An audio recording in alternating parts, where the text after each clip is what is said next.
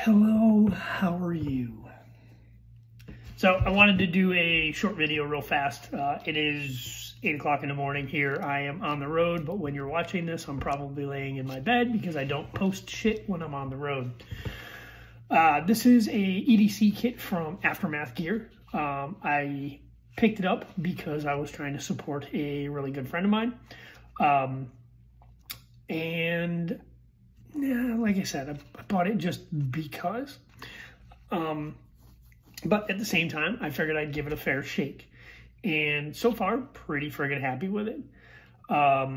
You send him the measurements of your ankle or your wrist if you want, and he puts together a small EDC kit for you.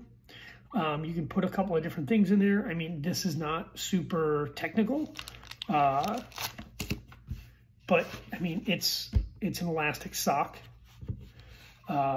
It's a pocket you can wear on your wrist, on your ankle, or any other nondescript place when you want to stash something from a pat down. I had some Kevlar cord added to mine. I had an extra set of stuff added to mine because I always overpack because I'm kind of stupid. But he sends you the EDC kit in a small little flat pack like that. My personal one has 2 flat packs in it. And sorry, long day yesterday, just out of the shower, wanted to get this done before I forgot to do it. Some of the smaller stuff has cordage on it, so it makes it easier to grab when you're trying to palm it and make it go away. But he does have a multi-use handcuff key in there. If you don't know what those little slots are for, or what the angle is for, or why that's got a flat spot in it, Google fool, because I'm not gonna tell you. The other thing that's on this particular one is a bobby pin and a small, tiny little siloom stick. These things are underrated, fairly bright.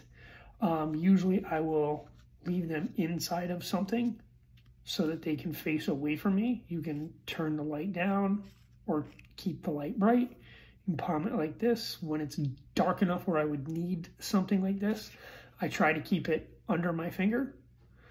The reason I do that is I tend to get torch syndrome. So you're holding a light, but eventually your eyes go to the light like a moth, and then you've got like basketballs in front of your eyes when you don't need them. So different things with that.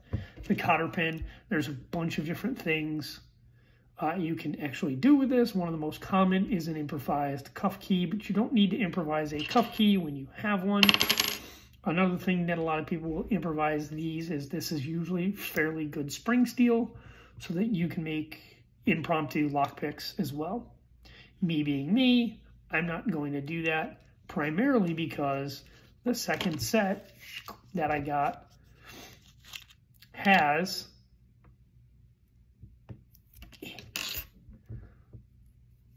a small set of fairly stout lockpicks. You got a double and a triple. You have one of those silly ones, and then you have something for single picking, but you also have a nice tension bar as well.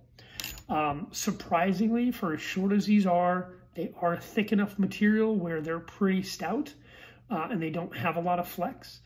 9 times out of 10, when you have a more stout pick, it's usually made out of thicker material and you have harder trouble getting inside the keyway.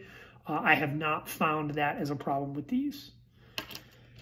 Other thing that's in here is tweezers. If you don't know what tweezers are for, I assure you, you need them, probably more than me. There's a small hacksaw blade. He probably gets like 300 of these out of one hacksaw blade, so that's pretty fucking smart. Again, it's got a little piece of cordage attached to it to make life easier. Useful in small doses under the worst of experiences. So it's a slow moving thing. Yeah, I carry my bolt cutters. I don't carry bolt cutters, so shut the fuck up. And then a good old fashioned safety pin. Again, improvisational stuff. This is part of a pocket or an ankle or wrist mounted escape and evasion kit. I keep escape and evasion kits on me in different facets, always have.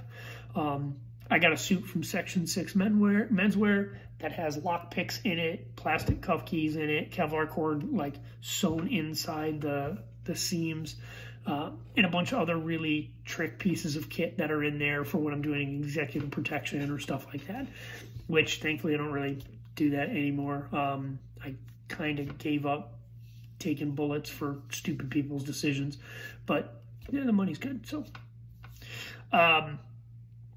this is the Aftermath gear kit. I'm a terrible presenter. I don't remember what he called it. He's brand new to the market. Aftermath gear is aftermathgear.com, and it is a useful piece of kit. I've been wearing it since I got it, which is about 3 weeks now, maybe 2. Yet I am away at an event right now, so we're doing a lot of running around, gunning, grappling, medical training. So we're laying on the ground, jumping through hoops. We're running through water, not like deep water or anything like that, but we're definitely splashing on stuff. We're grappling, so we're rubbing hard against each other, and our legs are kicking and stuff like that. So far, this has not been damaged. So I'm pretty happy with this thing. I am going to keep wearing it. It is an extra little piece of gear. Again, like we all know that I keep a much bigger lockpick set with me that's got different stuff in it, but that serves a mainly different purpose than something like this would. In a pat down, this is my sacrificial lamb. This is what I want you to find. This is what I'm hoping you don't find. So Aftermath gear, give it a shot, give it a check. Peace be unto you and all thy children. And I've got more shit to do because training starts in like 20 minutes. So deuces.